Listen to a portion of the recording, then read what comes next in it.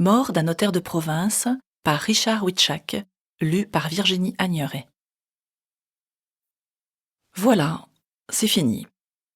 En ce lundi 4 septembre 1978, le glas de ma belle aventure venait de sonner. Celle-ci n'avait pas duré une année. Comme il était souvent dit en pareilles circonstances, je mettais la clé sous la porte.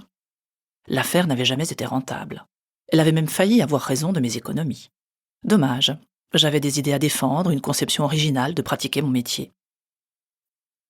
De me rappeler le chemin parcouru, les efforts accomplis, les injustices subies, pour en arriver là, avaient de quoi me rendre amère.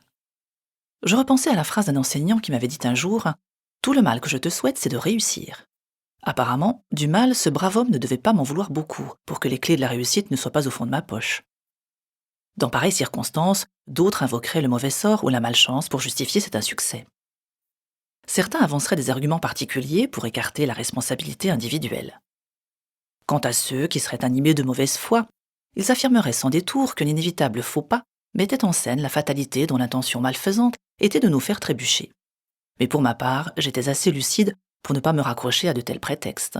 Même étalée avec toute l'élégance verbale souhaitée, une défaite engageait toujours la responsabilité du combattant. Désabusé, je refermai cette parenthèse pour laisser errer une dernière fois mon regard sur le désordre soigneusement élaboré de mon bureau. J'avais agencé ce dernier, pensant ainsi favoriser les bonnes dispositions du client.